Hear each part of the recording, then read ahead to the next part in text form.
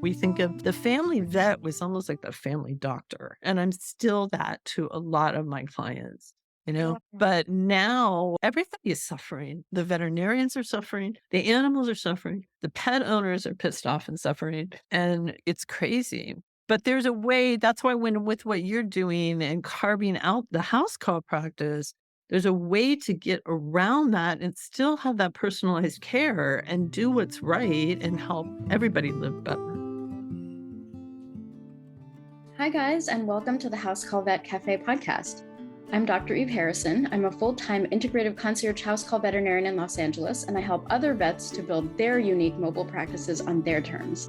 This podcast is for and by house call and mobile veterinarians, so it is meant to give our community a platform to connect, to share our stories, to lift each other up, and to support each other. Most of us work solo as lone wolves, right? So for me, it's been really powerful to be able to physically hear the voices of my colleagues from all over the world and to get a chance to feel that we truly are part of a community of very real other human beings who get it. While you may be alone in that little bubble of your own vehicle when you're on the road seeing patients, I welcome you to join our community by tuning into our own podcast when you're on your way to your next house call. Whether you're a super experienced house call vet with 30 years of experience, you're a brand new prospective house call vet just looking to get started, or you're house call curious, there will be something for you in this podcast. Each episode, you will hear interviews from other mobile veterinarians just like yourself who are doing unique and innovative things, vets who are sharing their stories, their struggles and challenges, and you can also look forward to hearing valuable information and perspectives from specialists and experts outside of our micro niche. And finally, if becoming a house call veterinarian is something that you've been thinking about exploring, or you're looking for some extra support getting your own mobile practice to feel more profitable and sustainable for you, check out the information in the show notes about my course and our above and beyond supportive private community for members only, plus our monthly group coaching sessions within the House Call Vet Academy. You can also check out my free public Facebook group, which is also called the House Call Vet Cafe, the same name as this podcast, and which is a warm and cozy community for mobile vets to support each other in professional and personal development, in creative entrepreneurship, and in friendship. So thank you guys for spending time with me today. Let's dive into the episode. Hey everyone, we have a very exciting guest today. I'm particularly excited because this is a mushroom sister that I've been wanting to have on the podcast for a very long time. I have my mushroom earrings in honor of the occasion. So today we have with us Dr. Josie Beug, who specializes in traditional Chinese veterinary medicine, among other healing modalities. She earned her DVM from the University of Wisconsin School of Veterinary Medicine in 1998. As president of the student chapter of the AHVMA, she organized conferences and guest speakers in holistic veterinary medicine for the student body.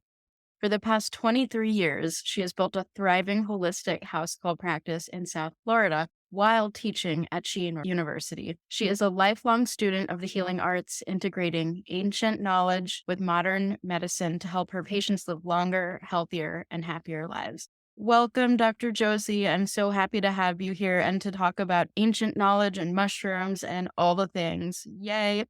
Hey, I know I finally made it. I wanted to connect with you for a while, so thank you. Yeah. Yeah, it's great to connect. And so I first wanted to start out by asking, what's your favorite snack to eat in the car? And then I'm going to take the liberty of sharing snacks that I'm eating right now after you say yours, just because they're relevant. I almost ran to get some snacks before I jumped on here with you. But you know what? I always carry with me actually are some adaptogen and mushroom gummies. So they're not the psychedelic version of mushroom, but got reishi and shaga and some other yummies there. Yeah, and then some vitamin C gummies and things like that for when I'm stuck in traffic. Excellent. Excellent. You did not disappoint with your answer. I'm going to just like right now, because I can nerd out with you. I Oh, have my mushroom jerky. It's, yes, dried shiitake mushrooms, water, avocado oil, organic coconut, sugar, Himalayan pink sea salt, organic chia seeds. So, I have yet to try. I've seen it, but I've yet to try it. and then like it. And then I just actually just before this call, I picked up an energy drink, which is powered by cordyceps. And Wow. the All subject the stuff with mushrooms coming out. Yeah, stuff. Yeah. but you know what? They are the medicine for our times. I think there's something in herbal medicine where traditional herbalists talk about If you need a medicine, if you step out your back door and look around, the medicine that you need is gonna be there for you because the plants have so co-evolved with us, and we know this once you enter into mushroom world, you really start knowing it and feeling it.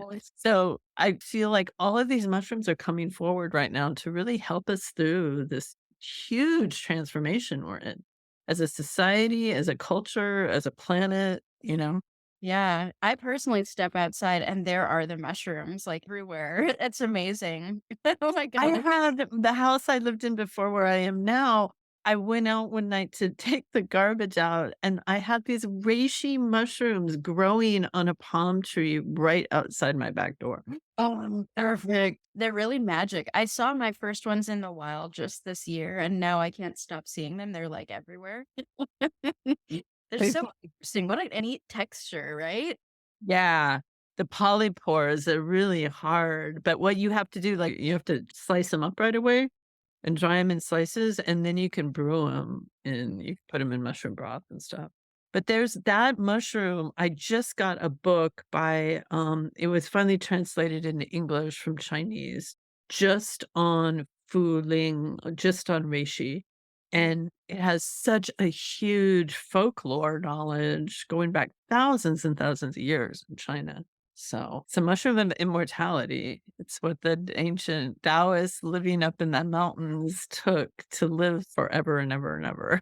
I love mythology that comes along with mushroom herbalism and mushroom medicine. It's just, like, so intertwined in such a beautiful way.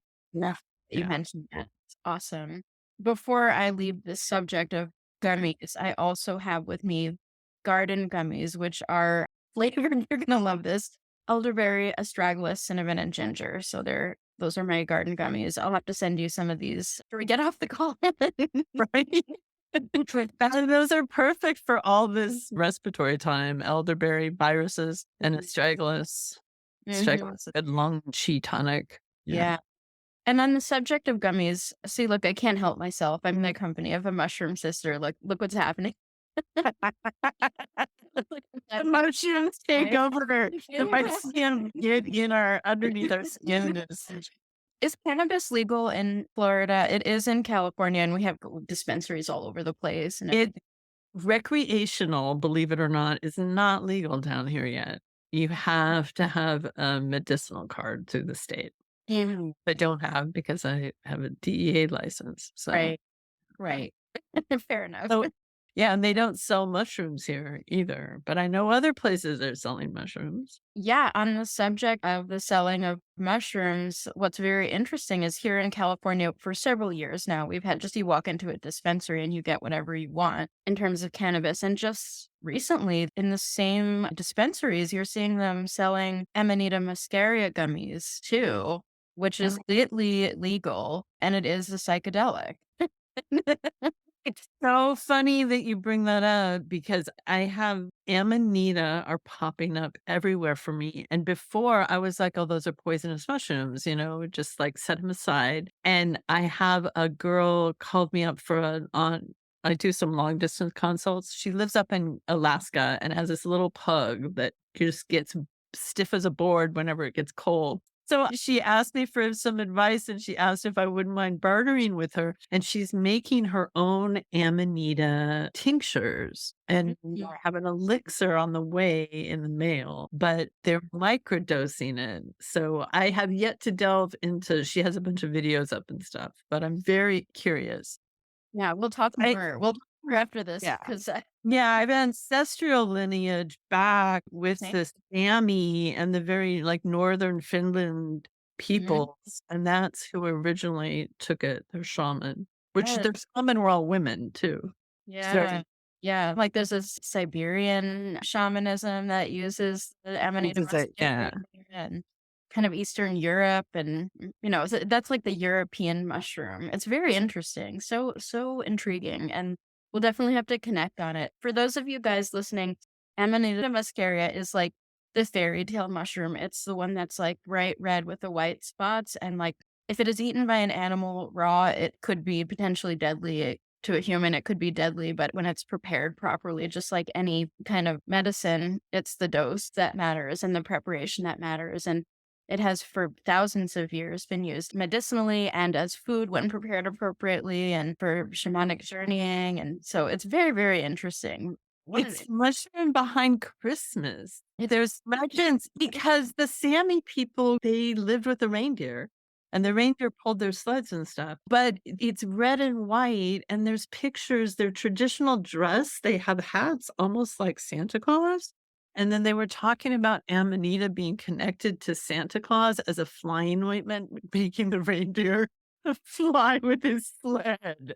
So here Oh we my come upon Christmas season, and Amanita is, all about Mhm.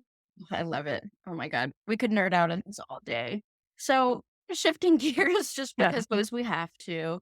Can you tell me a little bit about how you became a house call vet and how you started practicing holistic medicine through that practice? I initially was interested in holistic medicine because when I was growing up, my family was actually I was in a really bad car accident with my parents, and my I was the youngest of 5 kids, and my older sister, she was an old hippie, and so my mom had allergies. This was back in the 80s or late 70s, early 80s, and we knew this naturopath, and so the whole family went to the naturopath and went off sugar. I remember I was 12 years old and I couldn't have a chocolate birthday cake, and I was so upset. We had to have, like, carob and, like, no sugar birthday cakes. But anyway, so I kind of grew up around that, and I knew I was a biology major, and I initially was gonna go to med school, and then I was like, "No, that just doesn't feel right. I really wanna study animals." And when I graduated from undergrad, I went to work at a veterinary clinic, and I was a kennel person in the back doing all the dog baths and cleaning cages. And the vet there had me clean out his back room, and he had a whole box of books. Well, I am not one to throw books away. So I asked him if I could take the books. He's like, "Sure." I dug around in there and I found Dr. Pitcairn's Natural Healing for Dogs and Cats, the original version. And I took it home. The AHVMA office was in the very front of the book. I called them up and I said, "This is what I want to do with the rest of my life." I'm like just out of undergrad. And I had no idea what I wanted to do. And I said, "This is what I want to do." So I said, what do I do? How do I become like an alternative vet for animals? I want to study herbal medicine for them and stuff. They said, "Well, you have to go to veterinary school first." So it was it was like this huge, unscalable mountain placed in front of me. And it turned out I had all the prerequisites I needed except for a statistics class. And I got into vet school in Wisconsin. And I went with the whole intention of practicing holistic medicine. So the day I walked in, I walked past the free bags of Hill Science Diet and was like, no, I was already feeding my animals raw at that time. And I walked in and they had like all the student clubs set up. And literally the first dog I saw in vet school was a Doberman laying on the ground with acupuncture needles in her. And an upperclassman was there 3rd year, and I was, like, just hooked up with him immediately, and he had already started the student chapter of AHVMA, so I took over from him and, like, ran with it, and I knew it was intimidating because here I was, I knew vet school was gonna be really tough, and this was in 1994, so nobody Yeah. even hardly knew about acupuncture for animals. And I knew I had to be the best student and cross all my T's and dot all my I's to be able to get through and talk about all this weird stuff. So I got a job down in the ClinPath lab. So I got an in with all the clinicians right away and then just kept my grades up. And I would bring in speakers. I would go to the national conferences and invite people to come to the school and talk. So a lot of like Christine Chambreau, Alan Schoen, a lot of the big names in holistic medicine who founded it, I brought to the veterinary school to lecture and do stuff. Yeah. Wow. So it was interesting. And then when I got out, I met Dr. Shea had just from the Chi Institute had just come to the United States and was just starting to teach acupuncture. I was in his second acupuncture class. And so I went up there right away. I was like, well, if I'm going to learn Chinese medicine, I want to learn it from somebody from China. And Yeah, it just took off from there, and no clinics. I was initially thinking, well, I'll eventually get my brick and mortar and I'll open up a clinic. No clinics down here were a men they looked at me cross-eyed when I mentioned acupuncture.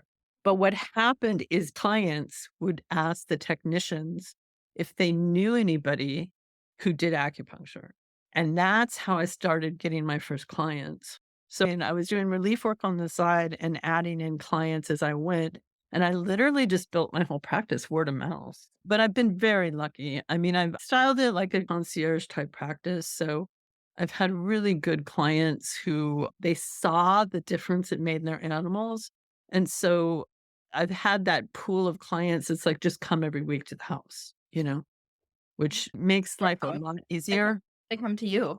No, no, I go to their house. They ask me to come. They just want me there just doing follow-up, and so it's enabled me to do a lot more preventative care using acupuncture, which is where it really shines to prevent things from going south, and keep the animals strong.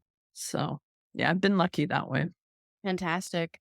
And Mm. can you tell me a little bit more about how you run your practice concierge style? Like, what does that mean to you? That's a good question. It's funny when you do something for so long, I almost forget, like, what it's like to practice a different way. But what I usually for those types of clients, I have packages of treatments, so if I'm gonna be there, most of them, a lot of them, I am there once a week. So when I go, they pay me ahead of time for the package of me showing up once a week. And then that includes like physical exams, checking in on everybody. A lot of these people I'm dealing with the people who run the house, the housekeepers or other caretakers of the animals. Yeah. Yeah. So I go in and make sure they're feeding them right, make sure they're getting all their supplements. I set up if they need check mark boxes, whatever, I make sure that everything refilled. And then I can really keep an eye on the animal and what's going on with somebody who's with them daily. And then if I need blood work, I do that. If I have an Antec account, and I'm actually doing a lot of animal microbiome testing right now.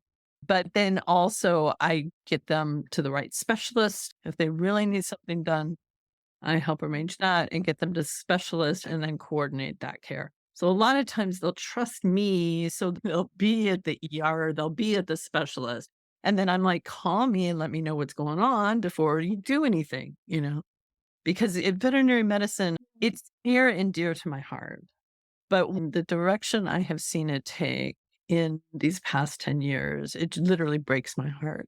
It's not only because it was a profession where we think of James Harriet or we think of the family vet was almost like the family doctor, and I'm still that to a lot of my clients.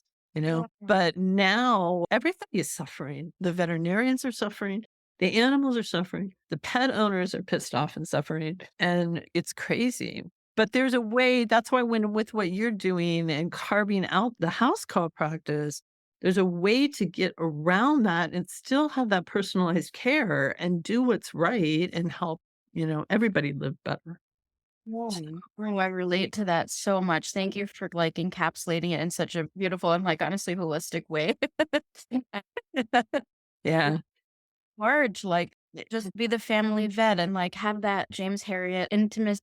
Like, we really care so much about this, and we're in it with you, and, that's not boundaries, of course, like, Oh, boundary lectures in my, trainings, but in every conference I've done, so it's incredibly important, but the fact that there's been a rupture, it's like a clear rupture between our training, our places of employment, our clients, ourselves, our patients, on every level, there's been this sort of rupture of that sense of like being able to care with your whole self and do what you feel is the right thing by the patient on so many levels. yeah, and it's crazy what's happened because I wasn't trained like that. Now they're talking about spectrum of care. Spectrum of care was how I was originally trained to practice. You know? We're having to So undo. it's like I'm almost like, do I need to go out and start training veterinarians how to think? Because you can't just walk in and you throw. I listen. I have people that have plenty of money. They can handle the $10,000 estimate. But when somebody comes in and spends 10 minutes with you and barely looks at your animal and gives you a $10,000 estimate and nothing else, it's like, and it's not even the veterinarian doing it, there's something wrong here with this picture. Yeah. Yeah, the infrastructure and, I can't not mention the word corporate. Corporate. Oh, yeah. Yeah, no, it really is. And, I saw it at the big Orlando Veterinary Conference. I went up there and, veterinarians are usually pretty casual people. If we're at conferences, we're in like t-shirts and jeans and we're whatever. And all of a sudden I saw these black suits walking around going, what is going on? Yeah. I could just feel it too. But it doesn't have to be that way. And that's why I think empowering people, especially where we are now, I think we need to get back to the local grassroots way of practicing, way of living our lives, knowing your neighbors. For our own well-being as well, if not first and foremost, to be honest, Yes, definitely. I mean, the best thing that I ever did was set up my own house call practice because I've done a ton of healing and you mentioned boundaries, but it's taught me so much about boundaries. And Yeah. Let's hear it. yeah, because you get those clients who can really just suck you dry. But at the same time, there's some instances where I sat for 4 to 5 hours with this woman. She's still a near and dear client to me in her upper bedroom in the afternoon, holding vigil while her cat died. And she trusted me enough. She wanted to let him go if he was able to go on his own. And so I sat there and I said, Susan, if it gets bad, I'm right here. We can always give him an injection and whatever. And it was me and her and this cat. But it was such a magical, special, sacred space that I was fine with doing it. No, I didn't charge her $200 an hour or whatever. But again, she hands me her credit card at the beginning of the month and was like, "Just be sure I like it when you're here every week to check on my animals." And I kind of get free reign if one needs an acupuncture treatment, if one needs laser, they usually all get laser and acupuncture every week. And I put them on different herbs. I make sure, again, supplements, things like that, and just keep them going. And it's actually amazing. The other thing that shocks me is the average lifespan of dogs right now is down to like, I saw some statistic in a regular conventional practice of it being around like 8, 9 years old. Mm. And that didn't make sense to me. But I have dogs that are 13, 14, 15 years old, and they're not on any pharmaceuticals. They're not going into the vet with problems all the time, and they're happy, you Yeah. know? Yeah. My practice clearly has a lot of similarities, and before we hit record, Josie was like, "You're like a little mini me," and I'm like, "Yes, I am." Like, my practice is somehow very similar. I mean, there's Mhm. a little bit of structural difference, but the feel of it is kind of similar that people trust me with things, including full-on Western medicine, because I'm willing to meet them at the individual level and take the time and hear them for what their concerns are. And I mean, some of that is just that I have more than 10 minutes and I have boundaries that I am able to negotiate myself. Like I've had situations like what you about where I spent the night at the client's house because it was what I wanted to do. And I had a rapport with this client that made me feel this is going to be safe. And Yeah. after experience, we're going to be able to go back to a respectful exchange. But I did what had to be done. I felt good about it. The animal's life was saved, et cetera, et cetera. And I just had that agency to uphold whatever boundaries felt right to me. And sometimes upholding boundaries is actually that flexibility of the boundary to say, in this moment, this is what feels right. I don't have to always be like, this is always the rule, no matter what, every time because I'm Exactly. a cog in a machine where there is no flexibility possible, So, like, at times, we talk so much about boundaries and, like, people can't do this, you can't do that, I don't want but actually having good boundaries allows you more flexibility Yes. times, right? And the agency, that's a really good word, and it allows you to, like, stretch where you need to, and then it allows you to say no. I mean, sometimes I get pretty harsh with people because I'm like, "Listen, this is it," or, "I've gotta go. I have 10 more minutes, so we need to get this, and this done, and then I gotta hit the road." That's the other thing because Energetically is very interesting, and I that's why I've done a lot of study on, with Reiki. I've done a lot of my own healing because I'm stepping into their space, which I'm empathic, I'm highly empathic, but when you don't have energetic boundaries, you're going into their space, you can get swallowed up by it very easily. I'm sure you know. I do. Hey guys, I wanted to take a quick break to remind everyone that we have the House Call and Mobile Vet virtual conference coming up. Ticket sales are open again for our third annual conference, February 3rd and 4th, 2024. This is a conference where we actually can be together face to face to celebrate each other and learn together in community. This is a conference that is for us and by us. This is where we get to meet our colleagues from all over the world, connect with our people in real time, learn actionable tips, tricks, and inspiration that is specific to our special micro niche of practice. If you're unsure if this is for you, here's what a few attendees have said in the past. Dr. M said, "It was 1,000 times more intimate than any conference, virtual or in person, that I've ever attended." Dr. A said, "It was a perfect mix of practical information regarding the logistics of seeing house call appointments and the mental side of house call business ownership." Dr. D said, "There were times that I just teared up with emotion to feel a part of a wonderful group and to know that I was not alone in this adventure." You're truly not alone. We're all here with you, no matter what type of mobile or house call practice you have, or even if you're brand new to this community. This conference is for you if you're super experienced or if you're still thinking about whether you want to be a house call or mobile vet to begin with.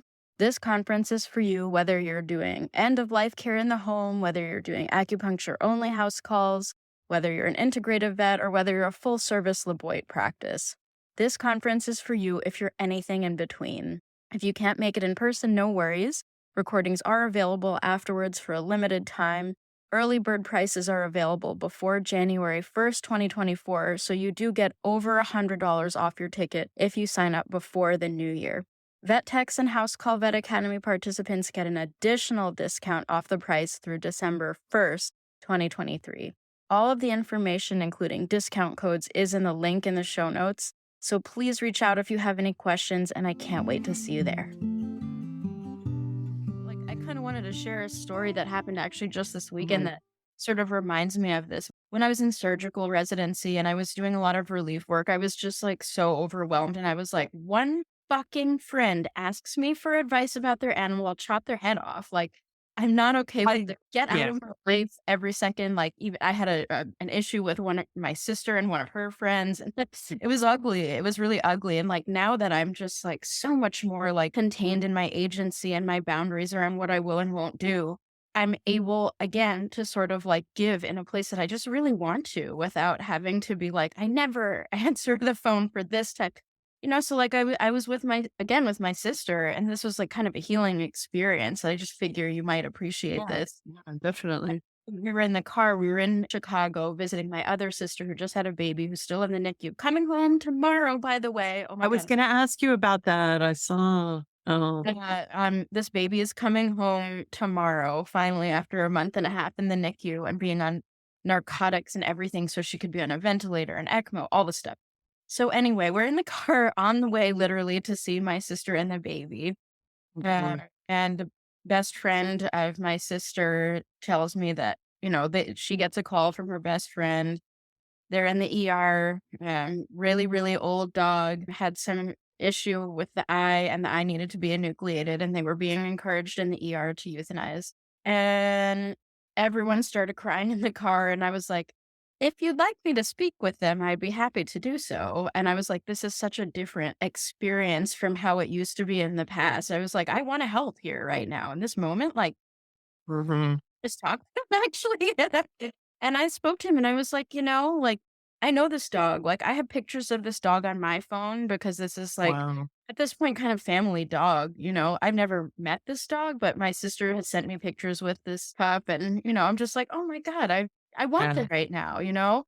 And so I had a conversation. They decided to go ahead and enucleate. The dog is doing freaking amazing. And it was just like this very amazing healing experience for everyone involved. The dog's doing amazing. Like, age is not a disease. Like to me, it's just like something's a little third F-bomb of the podcast. Something's a little fucked up about, like, you need an enucleation, so you have to die. Like, that's not Well, I what just true. there's yeah, and we've lost the flexibility in practicing and what we offer to the clients. I mean, I had a girl, she was contacting me. She's got a 15-year-old shepherd, and the swelling came up on the dog's foot. And again, I had contacted her long distance with a herbal consult before, and the dog was limping. And I was like, can you just take him into your local vet? Just get an x-ray done of the paw. They don't have to sedate the dog. Just take a film. It might give us an idea. Is it a tumor? Is there some arthritis going on in the joint? Is it a soft tissue deal? What's going on?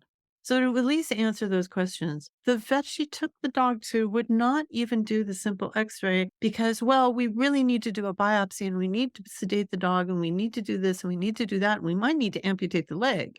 And so it went from Yeah. like Yeah. you're saying, a simple thing to all the way to an amputation of the leg. But, come on. Something has changed. Yeah, I mean, that's exactly it. And, I said to this person, the owner of this old dog with the nucleation, I was like, "Dogs in the ER, they're very quick to euthanize. You know why? Because they're having to triage and they see the worst of the worst every day. And so they're like, oh, God, a 14-year-old dog that needs an enucleation. Can I get this off my schedule, please?" Like, and it's Yeah, not out of malice. It's not out of lack of skill. It's out of like, over and over and over again, this vet has seen terrible trauma end in disaster and is stretched thin, most likely themselves, and doesn't have the rapport that you and I, as house call vets, is long, years long. Like, we know this animal. We either know what is in their best interest or we know how to have a conversation with this individual to find out what is in the best interest of the whole situation. And like, ER is a different story because everything is just fast, fast. Nobody's at fault. Everyone suffers for that. Sucks, you know? So many animals go to the ER and get euthanized for things that like, "Oh my god, that was so fixable, holy shit."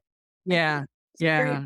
frustrating, but at the same time, like, even in, like, general practice, the system doesn't allow for this nuanced decision making to happen, Yeah. and we all suffer for it. It's We like all suffer because the vets, like what you're describing right there, is a situation of PTSD. this Literally. It might as well be like a MASH unit in a war zone. It's the same type of thing that's going on there. Yeah.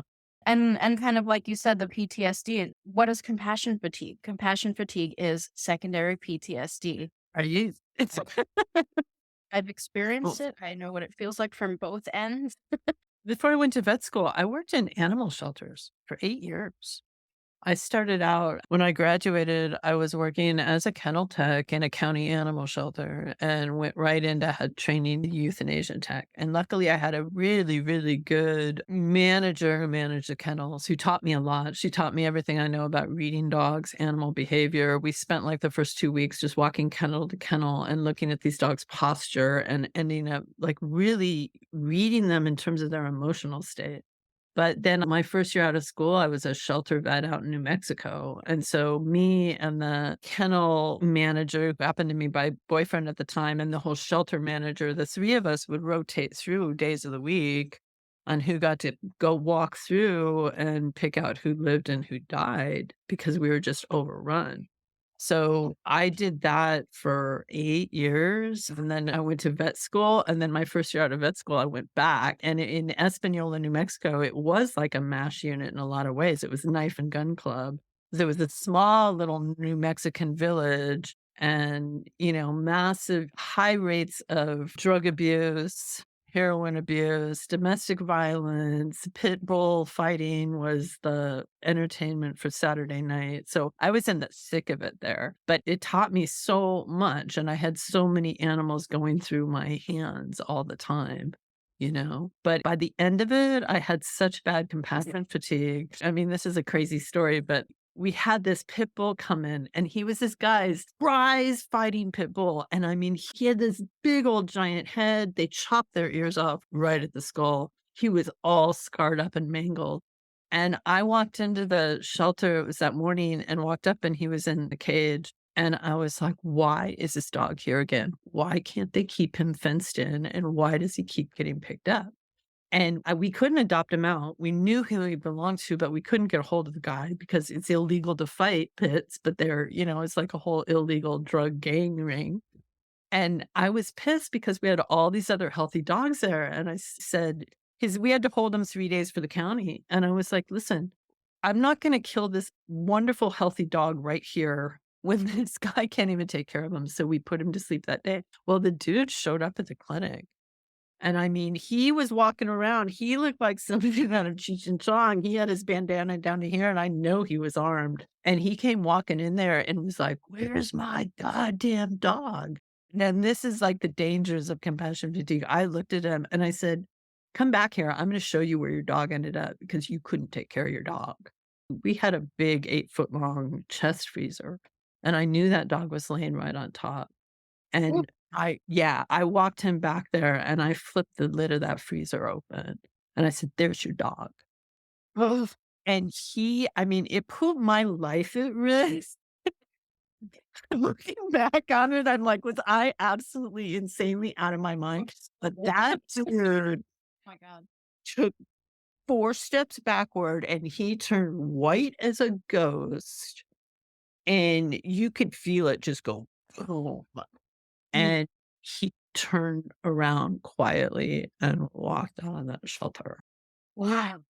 Yeah, and so but I think to have something like that to really hit you because I knew he loved the dog, but take care of what you love, you know? It's yeah. Ooh, and ooh, that hits. I didn't realize that that was gonna come out, but that's just yeah. It Yeah. was intense, and then I had to get I left. So we had a new manager come in, and then I went into general practice after that, and in the same town for a little while until we moved, and I ended up down in Florida, but I got to the point where I just started hating people because the things that they do to animals, it was just on a daily basis, tough. And it's the same thing, it's like ER vets, it's just like when you're in that on a daily basis in the trenches and there's no outlet and nobody really understands it, and you form almost like a little group of those people that understand it and those. Yeah. Yeah, yeah, absolutely. Wow, thank you so much for sharing that story. I mean, there's like 500 lessons that can come out of that for all of us. Like, what a powerful, moving story. And oh my God. Wow, I'm still like, I'm Mhm. still like feeling it. But just wow, so much food for thought for all of us to think about that. And thank you for sharing a moment of like vulnerability and your own compassion fatigue. I think if we can all feel safe to share how we've experienced it, then we can pull the shame out of it and we can talk about it. And Yeah, we're not super people, and I mean, you don't go into veterinary medicine without having love in your heart for what you're doing. You know?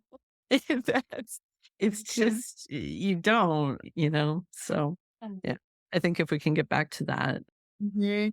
Yeah. And I'm curious, do you feel that you were able to work your way out of that compassion fatigue? And if so, how? What was it? I was, but it was interesting because I moved down here to Florida, and when I got down here, this goes into a whole 'nother thing, which we'll dab into. I really began exploring why I felt certain ways, and I actually started exploring through psychedelics before, I mean, we have this whole psychedelic movement right now for people healing, especially PTSD and veterans coming back. Well, I did that way back then. And what it did is it opened doors to my own abuse history as a Oh, child, which was pretty intense. And it was when I was very, very young, like pre-verbal.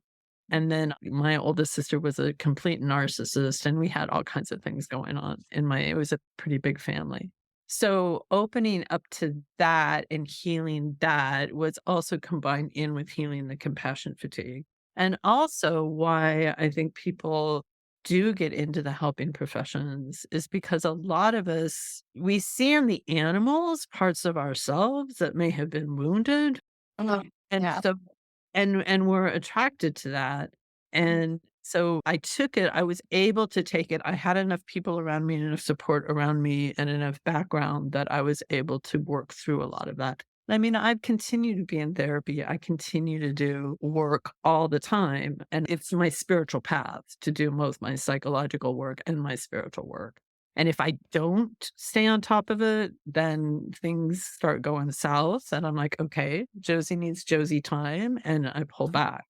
But I'm also, I'm a big meditator. I practice Tibetan. That got me into Tibetan Buddhism because I felt like the psychedelics will open doorways to you and open your heart in certain ways. And even the sacred medicine ceremonies, I had a good friend that was doing those way before they even became popular, and you could even mention them. So I went to a lot of that and just kind of rewiring and going back in and doing past life therapy and all this stuff. But I feel like we can get to that point without any of the substances.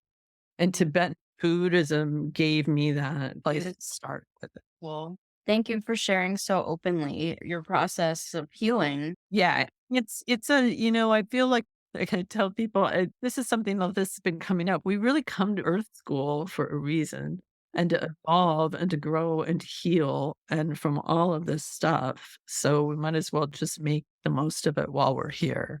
And, you know, Yes. Earth School. I love that. Thank you for opening the door to the conversation about psychedelics. We are in the quote unquote psychedelic revolution. mhm, Psychedelics are legal in Oregon and Colorado at this time. And also, there are, kind of more or less legal ceremonies outside of the US, depending on where you're going and whether it's part of indigenous medicine or, a religious or cultural exemption of some kind. So we're really kind of at a point where, as you said earlier in the podcast, things are really becoming available. And I think voices like yours are really, really valuable and powerful in the depth to which you are familiar with this work and these substances. And I think that, they can be abused. And they can definitely be abused. And I've seen them be abused, but then they can also be like I say, incredible gateways. yeah, I mean, it's very interesting. Speaking of Earth School, I'm not sure if I've even told you this, but I'm actually in a training that I consider mushroom school. It is Cool.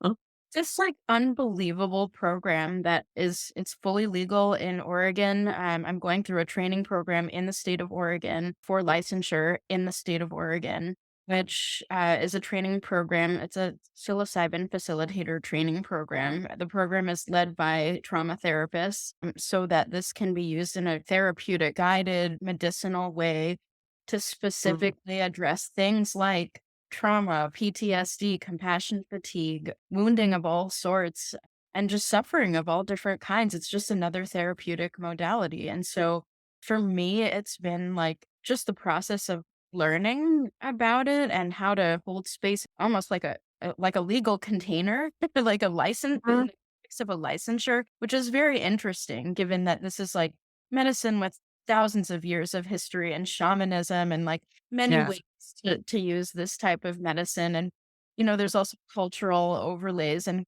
et cetera, et cetera. But it's been for me very, very mind opening and just deeply empowering to kind of bring some of the learnings into the veterinary space in what I do. And I know you have some of that same like mushroom knowledge, ancient knowledge. Yeah. And like the way I'm getting it is like packaged into like almost like a bit of a clinical psychology lens, but also while being aware that it's far more than that, right? And So I think and I think bringing in the clinical psychology validates it for what it can do because we're in that. It's like the Western world meeting the Eastern world, meeting the indigenous world.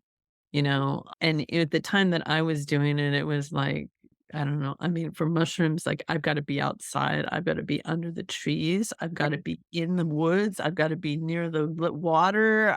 That's where I've got to be for that to happen because those nature spirits are just like that mycelial network automatically comes up and just holds you and I honestly, for some of these mushrooms, I don't know where I would be today if I didn't have some of that medicine available to me, you know? I've heard that so many times. Mushrooms saved my life, psychedelics saved my life.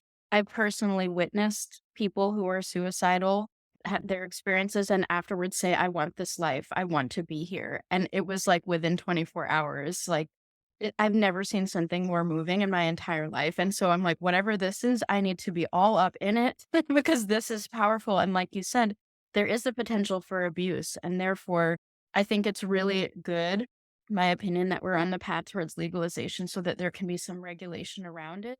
Yeah. There's pros and cons to government and regulation of And indigenous. it's hard. It's like, because some of these I Sure. couldn't imagine doing it in a clinical setting because my whole thing is like setting. I Right. mean, with psychedelics, you got to have the setting. You know, you got because things are going to come up and you want to be physically like safe. And for some people, it might be safe in a clinical setting or setting it up. But That's a yeah, challenge that I think is still being worked out because right now in Oregon, the only way to legally do it is in a and like not just a and clinical setting in terms of like being supervised or facilitated or cared for by a licensed person, but like it has to be in a clinic. Like it has yeah, that's what I'm so it's glad we're talking about this because yeah, not exploding, but like I feel we have to start somewhere, but what you're saying, like, that is the conversation on the table for everyone. So mm, it's like but you can almost see like retreat centers in a sense. Like, we have hospice centers, right? We have retreat centers and doing it somewhere like that. I mean, that's what, people go down to the jungle for that and things. But yeah, interesting. deeply interesting. Thank you for opening this can of worms. I wasn't Yeah. sure how. Well, I have people coming to me asking me about it, like the psilocybin for animals. And my feeling with that is most animals are already in that space. You know how I talked about, I think there's a natural, I've spent a lot of time with different indigenous tribes, and my sister was adopted into a Lakota Mandan family out on Cheyenne River Reservation.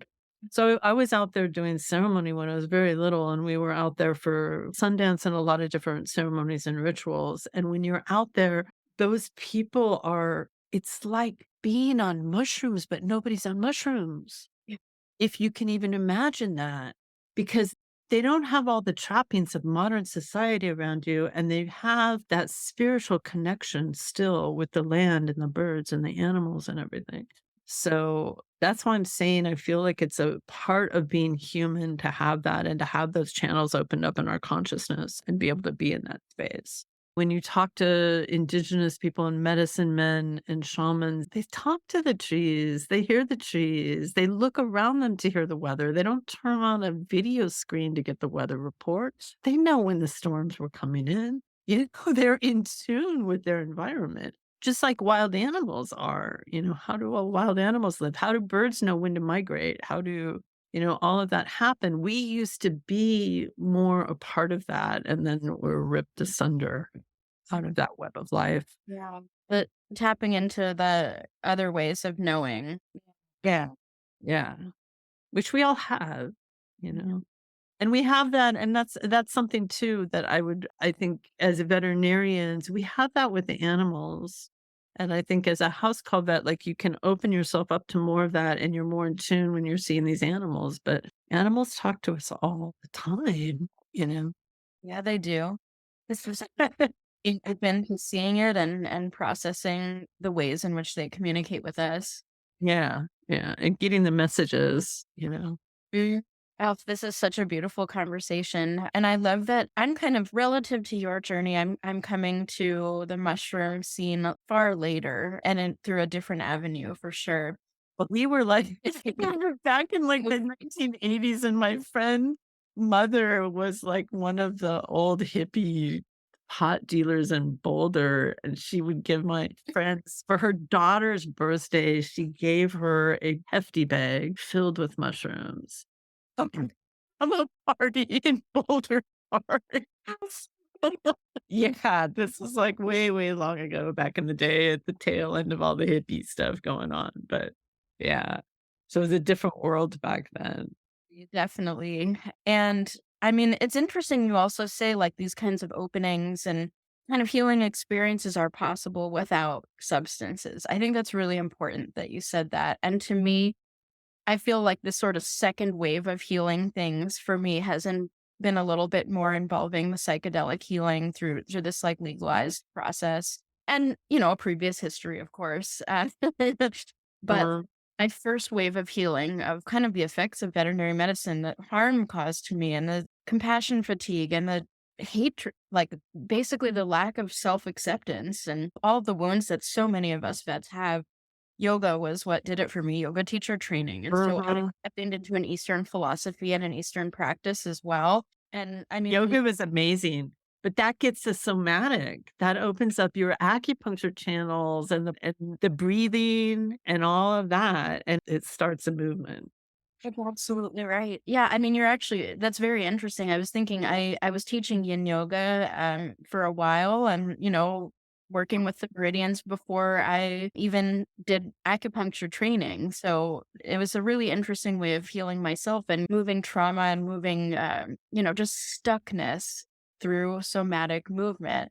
And there's also this sort of trauma informed lens that comes into yoga. Yeah, definitely. And I think that's something also very much in common with the psychedelic movement, that it's highly trauma informed because it is using particularly beneficial for trauma and therefore Well, having because that's a lot of the trauma will come up and, it's like I think of it as like opening doors in the mind and or in parts of our body. I mean, I work with a Pilates rehab person now, and I'm uncovering trauma from like 4 or 5 years ago that I packed away in my hip joint. So it's it's a continual process. There was a time when I was like, "Oh, okay, I've done my healing. I'm all done now. I can go on." No, no, no, no, no, no, yeah, no. no.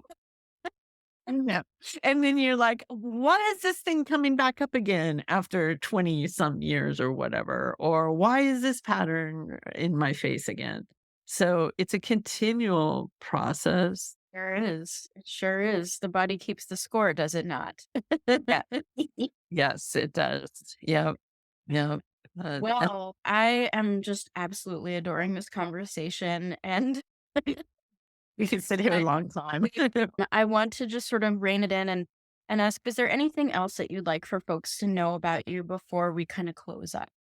I've been doing house calls for so long. I am going more into the virtual realm. So I have a private network, a mighty network called Gateway to Gaia. And it's like going through those gateways and opening up and getting people reconnected, back to the natural world. One of my first I teach meditation there. We actually have a meditation class later tonight at 9:30 that's open for people to come into. And we talk about nutrition. And so I'm doing stuff through there. I also do long distance consults, and I would be happy to even be available for possible mentorship for vets who are just like, I know there's a different way of doing this. And well, why am I finding myself here? Thank you for sharing that and those resources and what you've been working on. And I did want to also let everyone know that Dr. Josie will be giving a lecture on holistic modalities in the house call setting, as well as joining me on a panel called Mushrooms and Weed for Our Patients. It'll be fun. I love that. We will be discussing therapeutic mushrooms, not the psychedelic kind for animals. So it's going to be really fun, and you're going to hear us geek out and share our therapeutic mushroom knowledge. And we'll probably touch on poisonous mushrooms a little too, I suppose. But Yeah, we've got to follow up on this Amanita thing. It's funny. That's who's tugging at me right now. yes. Yeah. So after we get off this call, you guys can all rest assured knowing that Josie and I have continued to geek out on Mushrooms. types of mushrooms. Oh my goodness. So, in summary, since we are in the house called Vet Cafe, I wanted to ask, do you have a favorite beverage that you'd like to share with our listeners today? Favorite beverage? You know what? I end up going through COVID and dealing with my house call practice and everything. The thing that kept me going, and this was my one vice, is a Starbucks in the morning. It's sweet in a Starbucks. Yeah, exactly. Like the sugary caffeinated drink to get me charged up to be able to get back out on the road. So, Thank yeah, you for fitting that as a holistic vet that you also have a sugary Starbucks here and there. We're all human. Turns yeah, out. exactly. That is my vice. Well, they are quite good. I will second you on that. So thank you so much for sharing and for being with me today and kind of really, really openly sharing the depths of some of your experiences. I'm really honored that you were able to share here. And I know this conversation is gonna be super helpful for our listeners. So thank Yeah, if it can, me going through certain things, if those can help other people, I mean, I think that's what it's all about too, is passing it on, you know? you. Absolutely. Yeah. Yeah. So we'll chat again and you guys will be lucky enough to hear from Dr. Josie during our conference February 3rd and 4th, 2024. And we'll see you guys soon. Bye. Thank you so much. Bye bye. Thank you so much for listening to this episode of the House Call Vet Cafe. If you enjoyed this episode, then hit the subscribe or follow button on Apple Podcasts, Spotify, Google Podcasts, YouTube, or wherever you listen to podcasts so you never have to miss an episode. This podcast is made specifically for you, so don't be shy if you'd like to reach out and let me know your thoughts on this episode. You can find me on Instagram and Facebook as The House Call Vet Academy, where I also share more valuable content. If you're interested in learning more about consulting for house call vets or the House Call Vet Academy online course and community, please click on the link in the show notes. Have an amazing rest of your day, and I can't wait for you to join us for our next episode of the House Call Vet Cafe.